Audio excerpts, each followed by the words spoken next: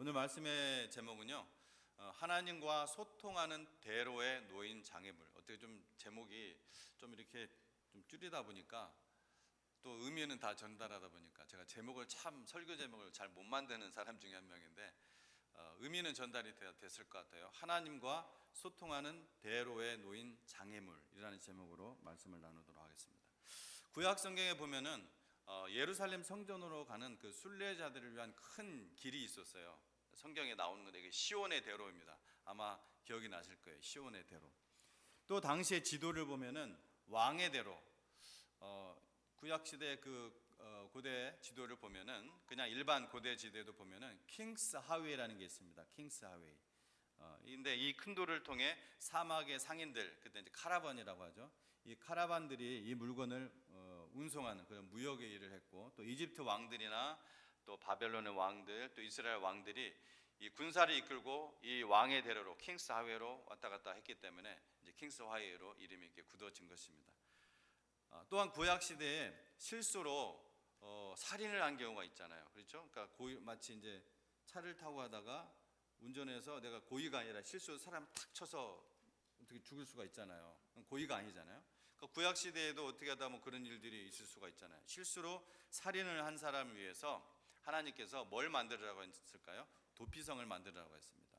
그래서 이 요단강 동쪽에 3개, 요단강 서쪽에 강을 중심으로 또 이렇게 3개, 그래서 총 6개를 이제 도피성을 만들었는데 이 도피성으로 빨리 피해야 돼요. 왜 빨리 피해야 될까요?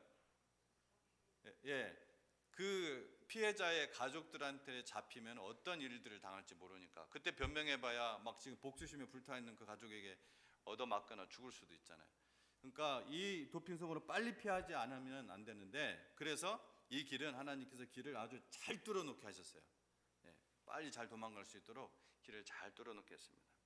근데 우리 성도의 믿음 생활에도 하나님과 소통하는 대로가 있어요. 성도는 하나님과 이렇게 소통하면서 하나님만이 주실 수 있는 그런 평강과 또 기쁨과 복을 우리가 받게 되는 것입니다. 근데 하나님이 주시는 것은 상황이나 어떤 환경, 이 세상이나 사람들이 주는 것은 상황이나 환경에 좌우되거든요. 근데 하나님이 주신 것은 상황이나 환경에 구애받거나 영향받는 것들이 아니에요. 그래서 이것을 경험하시는 분들은 이 말이 무슨 말인지 아마 아실 겁니다. 제가 예를 들어서 말씀을 좀 읽어드릴게요. 요한복음 14장 27절에 유명한 말씀이죠. 평안을 너희에게 끼치노니 곧 나의 평안을 너희에게 주노라. 내가 너희에게 주는 것은 세상이 주는 것과 같지 아니하니라. 너희는 마음에 근심하지도 말고 두려워하지도 말라. 또 요한복음 15장 11절 말씀에 내가 이것을 너희에게 이름은 내 기쁨이 너희 안에 있어 너희 기쁨을 충만하게 하려 함이라. 또 마태복음 25장 34절에 그때에 임금이 그 오른편에 있는 자들에게 이르시되, 오른편은 우죠. 오른편에 있는 자들에게 이르시되 내 아버지께 복받을 자들이여 나와 창세로부터 너희를 위하여 예비된 나라를 상속받아라. 또 베드로전서 3장 14절 말씀에 의를 위하여 고난 받으면 복 있는 자니 그들이 두려워하는 것을 두려워하지 말며 근심하지 말라. 아멘. 아멘. 이것이 바로 하나님과 소통하는 그 대로를 통해 하나님이 주시는 것들이에요. 우리의 믿음 생활을 통해서.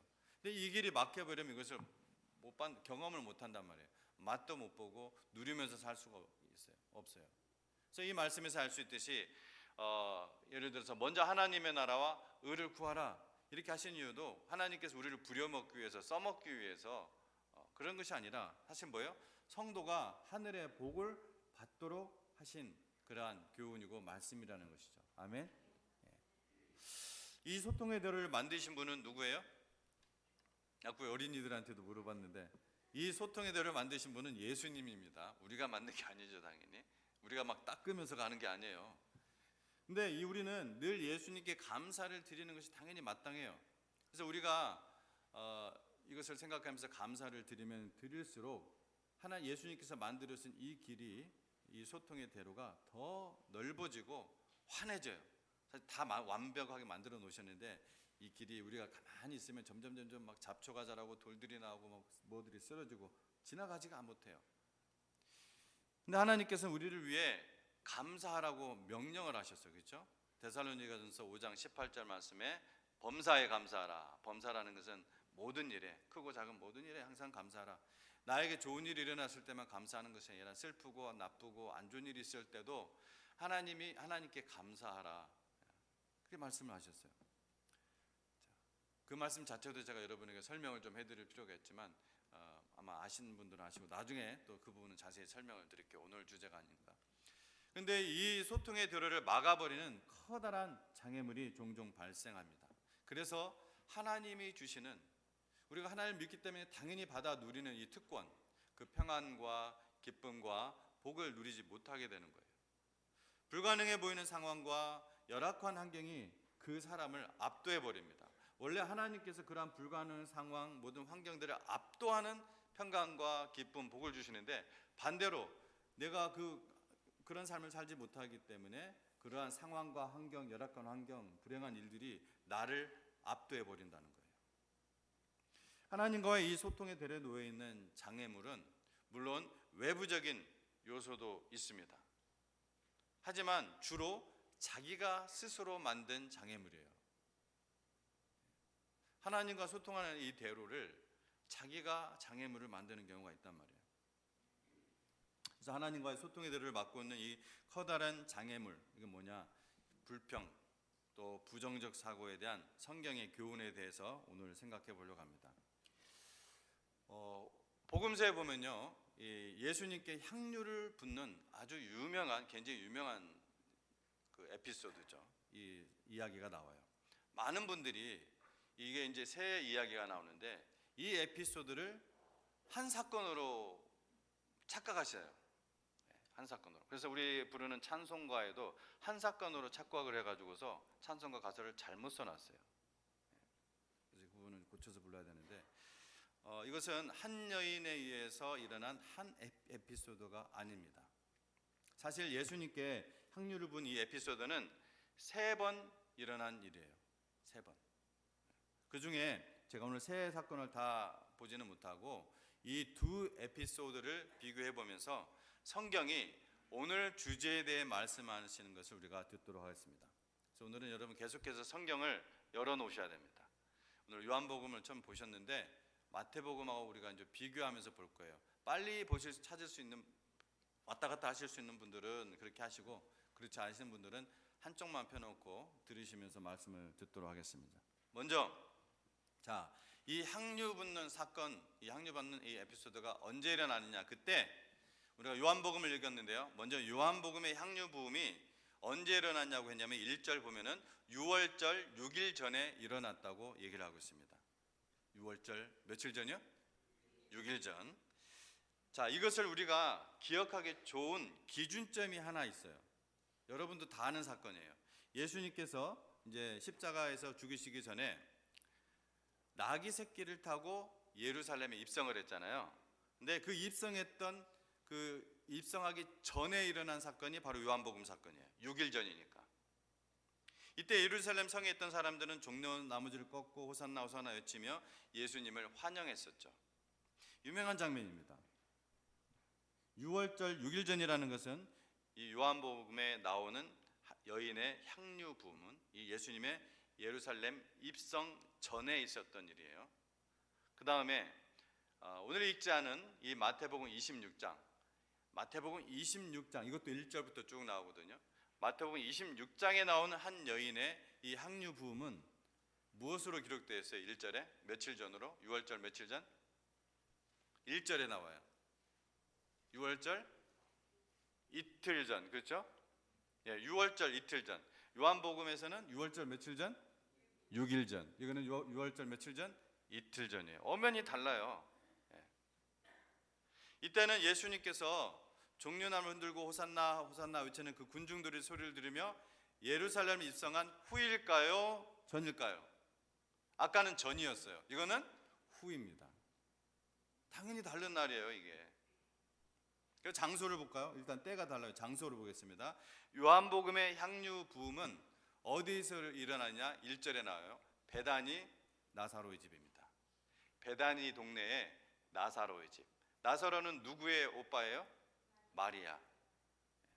자, 이 마태복음의 향유 부음은 그러면 언제 일어나느냐? 이것도 6절에 나와. 이거는 이 장소에 대해서 마태복음 26장 6절. 마태복음의 향유 부음은 베다니 나병 환자 시몬의 집입니다. 동네는 같은데 집이 같아요, 틀려요? 틀려요. 네. 마태복음의 사건은 베다니의 동네에 나병 환자인 시몬의 집입니다. 집이 전 달라요. 자, 그러면 향유를 부은 사람을 보도록 하겠습니다. 누가 향유를 부었는가? 요한복음에서 향유를 부은 여인은 이 베다니의 누구? 마리아. 나사로의 동생 마리아. 근데 마태복음에서 향유를 부은 여인의 이름은 몰라요. 이름이 안 나와요. 그냥 한 여자라고 7절에 나옵니다. 자, 마지막으로 비교하는 거 마지막입니다. 어디에 부었나? 요한복음은 3절에 나와요. 예수님의 어디? 머리예요, 발이에요? 발입니다. 자, 그러면은 마태복음은 7절에 나옵니다. 어디에 부었는지? 머리에 부었습니다. 자, 이 두 사건이 같은 거예요, 다른 거예요? 달라요. 완전히 다른 거예요. 근데 우리는 자꾸 의식적으로 3번 나오거든요. 의식적으로 자꾸 같은 사건으로 자꾸 착각을 해요. 왜냐하면 찬양도 자꾸 같은 사건처럼 그렇게 찬양을 만들어놨어요. 이 찬송가에. 이거 고쳐야 돼요. 자, 제가 이 두 향유 부음 에피소드를 자세하게 비교하는 이유가 뭘까요? 단순히 이 두 에피소드가 다른 장소, 다른 사건, 시간에 일어난 일이라는 것을 알려드리기 위함이 아닙니다. 시간적으로 불과 며칠 차, 4일 차예요. 이 4일의 간격 차이로 일어난 이 두 향유 부음에 대한 제자들의 반응, 예수님의 반응, 그리고 예수님이 주신 교훈, 이걸 보기 위함이에요. 그것이 바로 오늘 주제에 대한 성경의 구체적인 교훈입니다. 오늘 주제가 뭐예요? 하나님과 소통하는 대로에 놓인 장애물이에요. 자, 이제 각 복음서의 향유 부음 에피소드를 좀 더 자세히 제가 이제 살펴보도록 하겠습니다. 매우 흥미로운 사실들을 여러분 발견하게 될 것입니다. 먼저 요한복음을 제가 보겠습니다. 이 베다니의 마리아가 예수님의 발에 향유를 부었어요. 이 향유는 당시의 여인들이 결혼하기 전에 평생을 모아 준비하는 결혼 지참금이었어요. 매우 비싼 것이었습니다. 마리아가 왜 그랬는지는 본문에 언급되어 있지 않지만 많은 성경학자들은 이 마리아의 그 오빠, 질병으로 오빠가 죽을 뻔했어요, 죽었어요? 죽었어요. 오빠 나사로가 완전히 죽었습니다.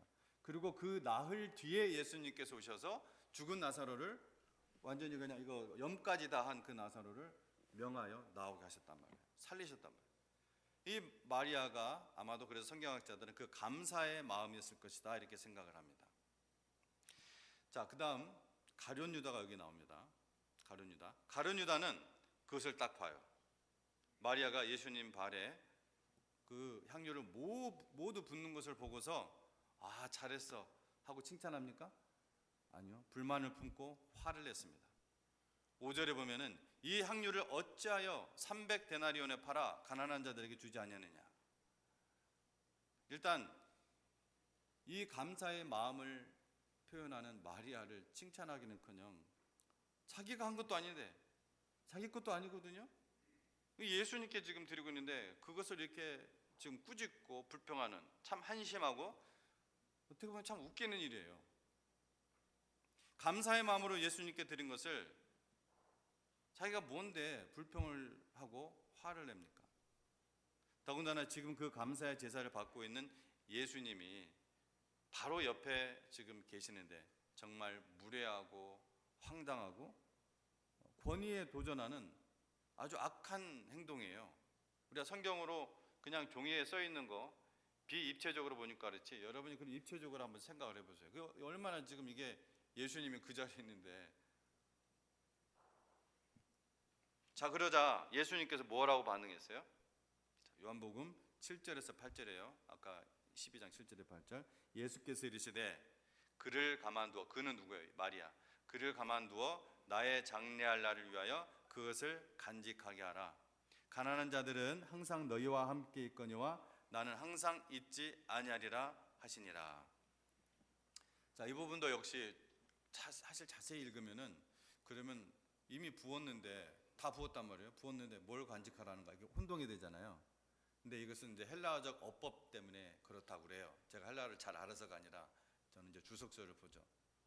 그래서 이 번역이라 좀 풀어드릴 필요가 있는데 이 말은 제가 풀어드릴게요. 마리아가 나의 장례할 날을 위하여 향유를 간직한 것이다. 향유를 붓도록 가만두어라. 가난한 자들은 항상 너희와 함께 있으나 나는 죽음과 부활 후에 아버지 하나님 곁으로 올라갈 것이다 라는 의미로 말씀을 한 거예요. 사실 예수님은 6절에서 사도 요한이 설명해 놓았듯이 가룟 유다가 가난한 자들을 정말 생각해서 그런 것이 아니라는 것도 아셨습니다.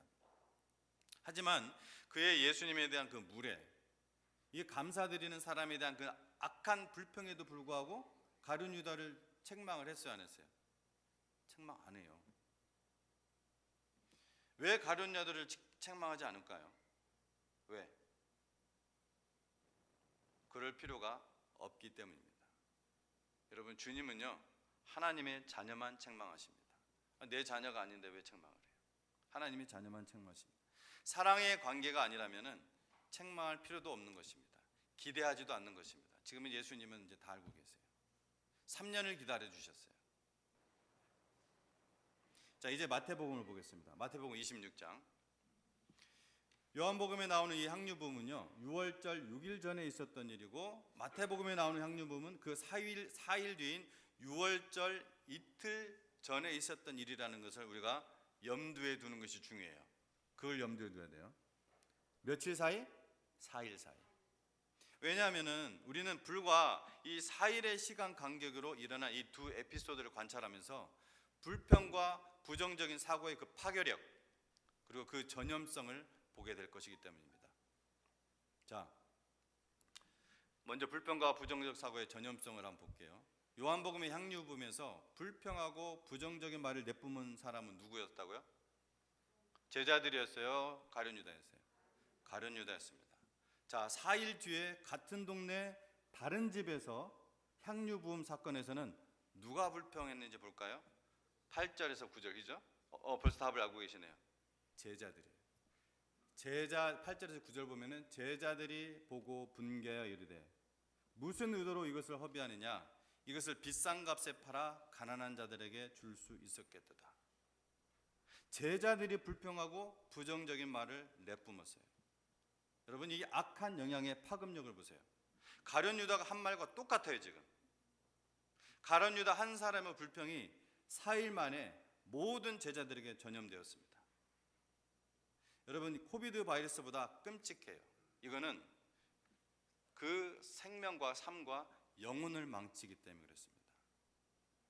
이때요, 잘 보세요. 원래 불평과 불만의 주동자인 유다는 어떻게 해요? 어떻게 해요? 조용합니다. 뒤에 숨어 있습니다. 아주 사악합니다. 악의 씨앗을 퍼뜨린 주동자이면서 모르는 척 쓱 빠져 있습니다. 이것이 마귀가 한 공동체의 죄악을 전염시키는 방법이에요. 여러분, 이 교훈을 잘 기억하시고 이런 사람 되지 마시고 이런 사람에게 전염되지도 마세요.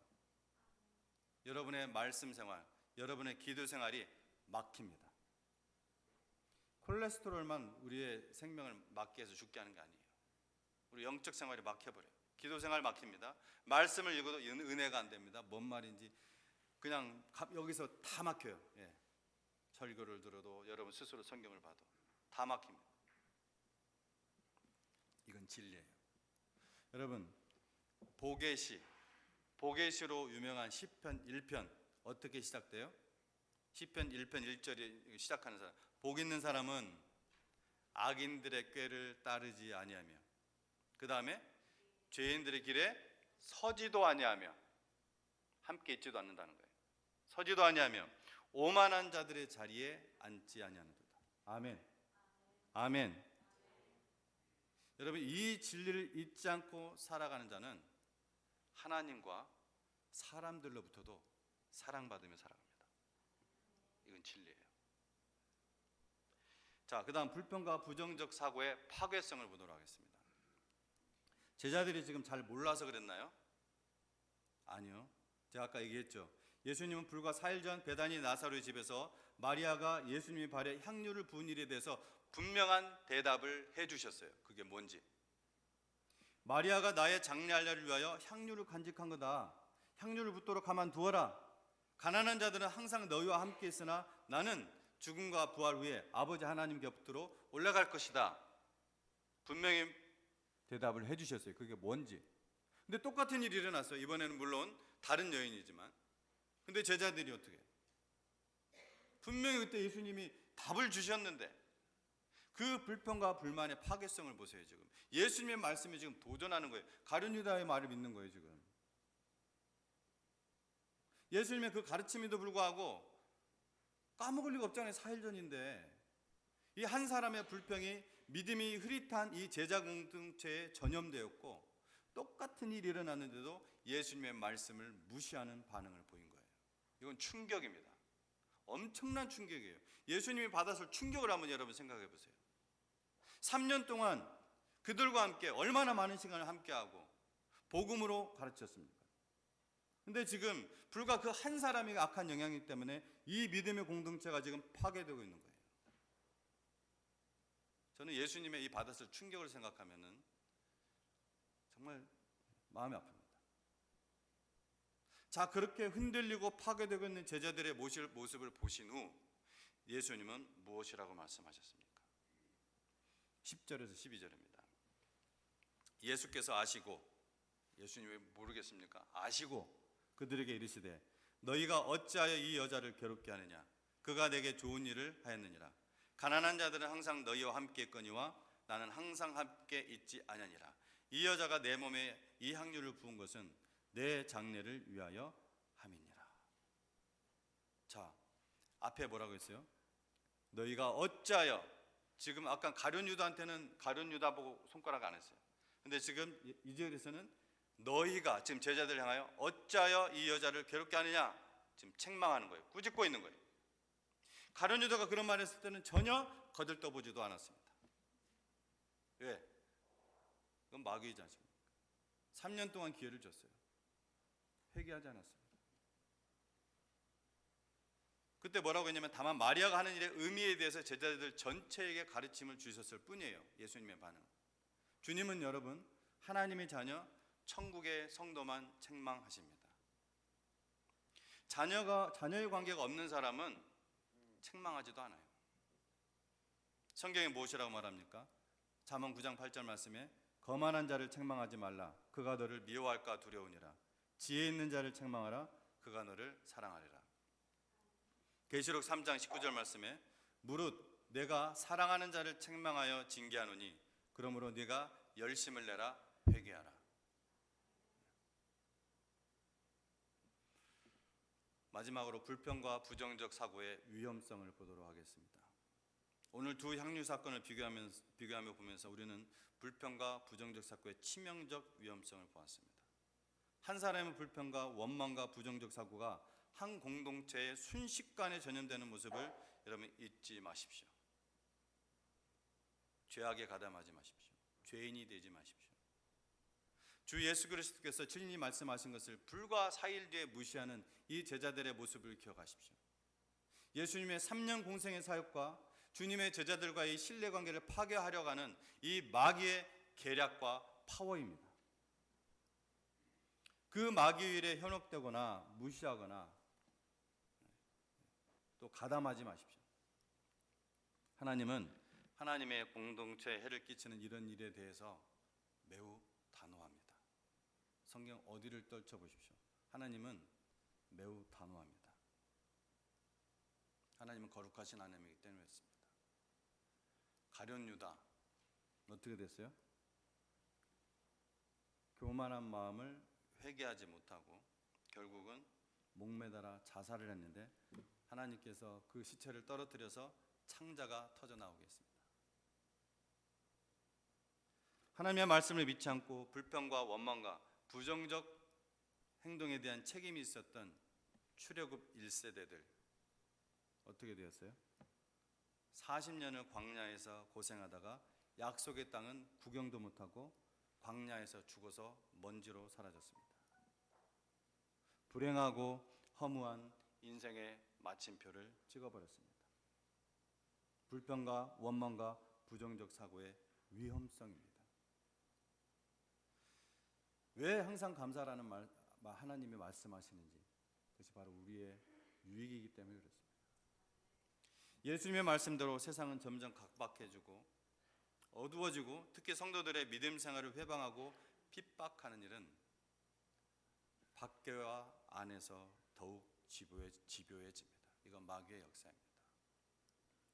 하지만 하나님이 택한 성도는 하나님과 소통하면서 하나님만 주실 수 있는 그러한 평강, 기쁨, 복을 상황과 환경에 상관없이 주시는 그것을 맛볼 수 있도록, 누릴 수 있도록 하신다는 것입니다. 믿습니까? 믿는 자에게 그대로 이루어지기를 간절히 바랍니다. 이것은 하나님의 말씀이기 때문에 그렇습니다. 그 소통의 대로가 항상 열려 있고 환하게 하는 것이 감사의 생활이에요. 감사의 생활. 결론입니다.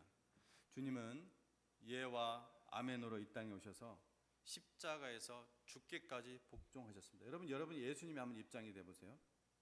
예수님이 불평과 불만 우리처럼 할 수 있었다면은 아마 every day, every moment 불평 불만 하셨을 거예요. 예수님 끝까지 십자가에서 죽기까지 복종하셨습니다. 부정적 사고를 버리고 예와 아멘으로, 아멘 아멘, 감사함으로 승리가 오게 되는 것입니다. 감사의 생활로 하나님과 그 소통의 대로에 놓여 있을지도 모를 그 장애물, 그리고 그 소통의 대로에 내가 불평과 불만으로 쌓아놓고 만들지 모르는 그 장애물 만들지 마시기 바랍니다. 깨끗하게 하시기 바랍니다. 상황과 환경의 역경에서도 평안과 기쁨과 복을 누리는 감사의 대로를 걸어가시는 여러분 되시기를 주 이름으로 축원합니다. 기도하겠습니다. 하나님 아버지 감사합니다.